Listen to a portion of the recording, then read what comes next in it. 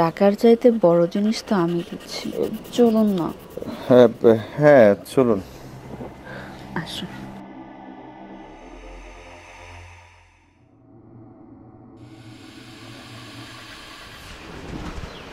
ভাবি,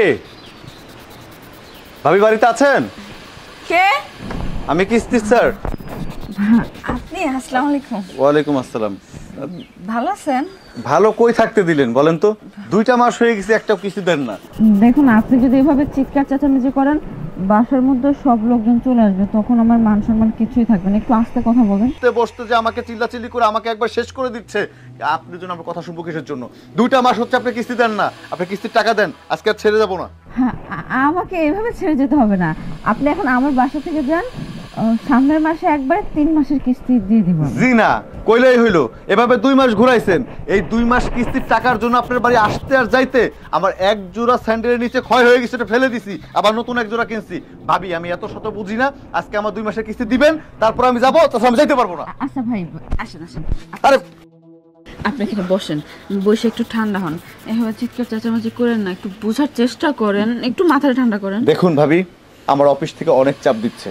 আপনাকে ঋণ দেওয়ার পর থেকে আমি অনেক কথা শুনতেছি। ঋণ দেওয়ার আগে তো আপনি অনেক সুন্দর মিষ্টি মিষ্টি কথা বলছেন, সঞ্চয় টাকা জমা দিচ্ছেন। এমনিতে আপনার ভাবি বাড়িতে নাই, আমার মাথা গরম আছে। তারপর অফিসের স্যার এই কথাবার্তা বলে, আপনি টাকাটা দেন ভাবি, চলে যাই। ভাবি বাড়িতে নাই কেন?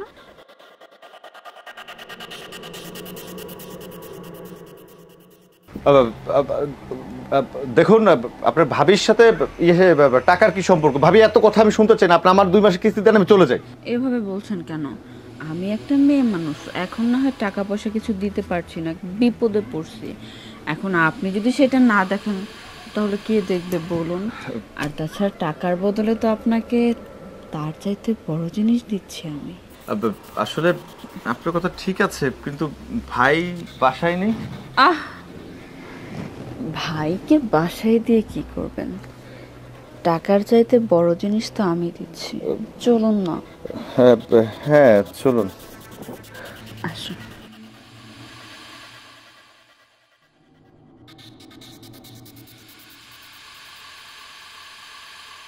বসুন।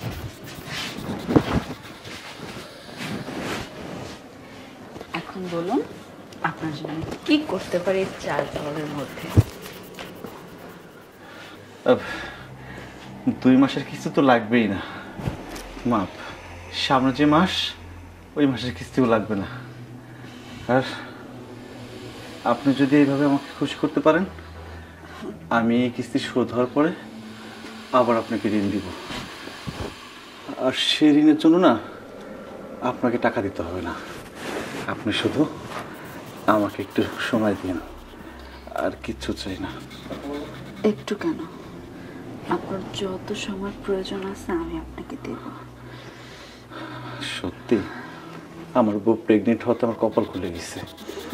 আপনার মতো এমন একটা সুন্দরী নারীকে আমার কাছে পাবো, এত কাছে পাবো, আমি তো বিশ্বাস করতে পারতেছি না।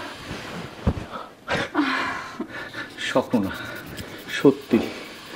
কমলা লেবুর মতো টসটসে ঠোঁট আপনার, মনটা চাচ্ছে আমি সব রস চুষে খেয়ে ফেলি। দেরি কেন করছেন তাহলে? আসুন। চলুন। আমি একটা জিনিস বুঝতে পারি না, ভাইয়ের তো অনেক বয়স হয়ে গেছে। এত বয়স বয়স হওয়ার পরেও আপনার মতো এত কম বয়সে একটা মেয়েকে বিয়ে করছে। হ্যাঁ, আমার জন্য ভালো হয়েছে।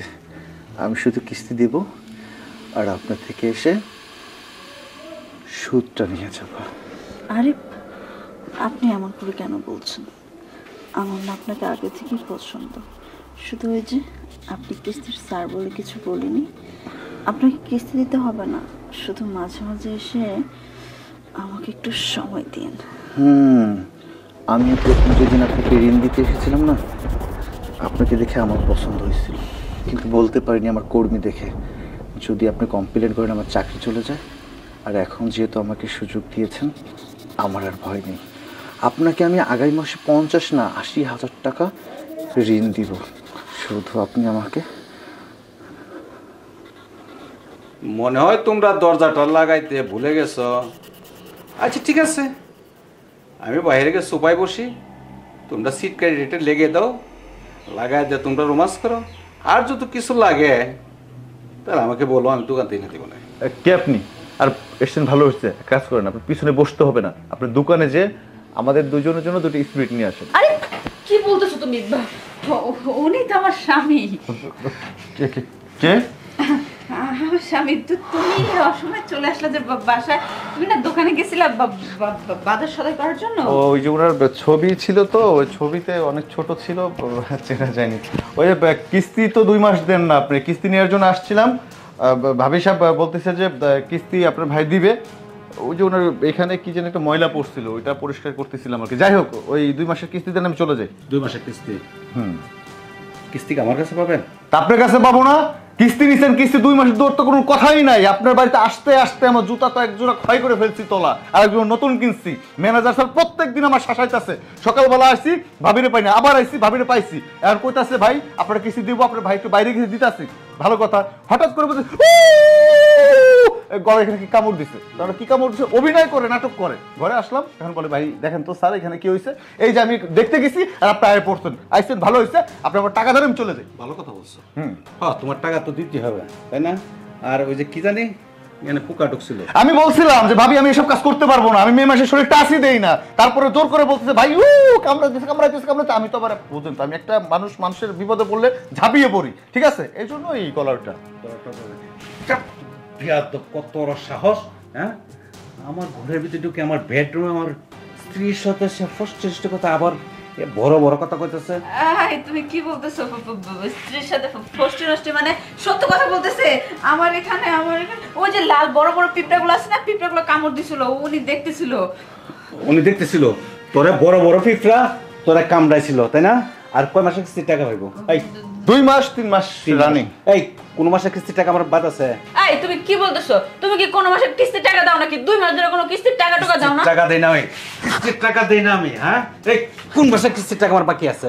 আমি তো প্রতি মাসে তোর কাছে কিস্তির টাকা দিচ্ছি, তুই কিস্তির টাকা কি করছো? এই শোনেন ভাইজান, হ্যাঁ, আপনি ঝগড়াঝাটি মারামারি কাটাকাটি যাই করেন, থাপড়াথাপড়ি যাই করেন, হ্যাঁ। আমার দেখার দরকার নেই। আমি চলে যাইতাছি অফিসে, যাই আমি স্যারের সাথে কথা বলছি। ঠিক আছে ঠিক আছে? তুই যা, আমি ওরে একটু দেখতেছি। এই ওরে দেখবেন।